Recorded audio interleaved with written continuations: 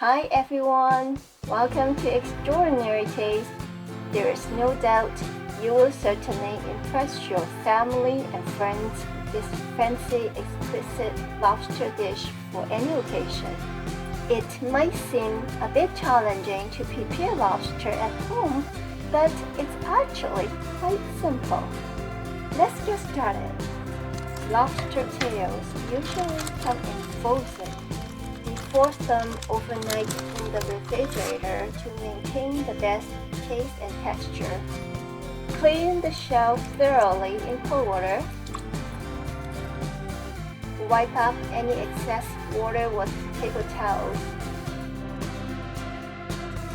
Relax the tail so the meat will separate more easily from the shell. Cut all the way down to the end of the tail with a pair of sharp scissors. Lay it on one side and press to open up the shell. You should hear a crackling sound. Then gently separate the meat from the shell on each side.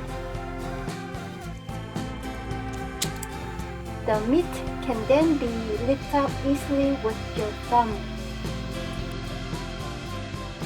Rest it on top of the shell.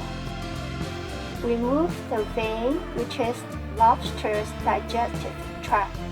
It can be translucent or black. Do not wash the lobster after the meat is exposed. The meat can absorb water and become mushy. Instead, clean with a damp cloth or paper towel. Sprinkle salt and black pepper lightly on top. Lobster meat is naturally salty, so don't add too much salt.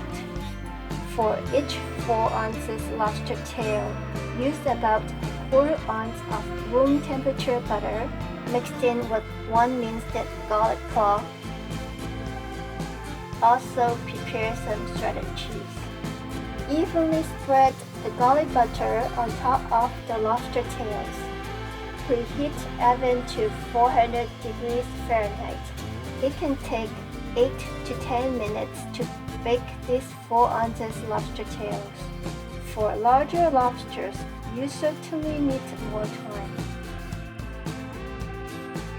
When done, remove it from the oven and top with the shredded cheese.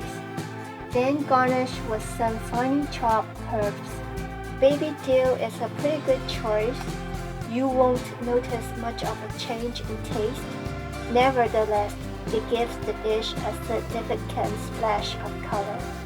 Put it back in the oven for another 2 minutes at 400 degrees Fahrenheit. Enjoy while it's hot. Thank you for watching. I'll see you next time.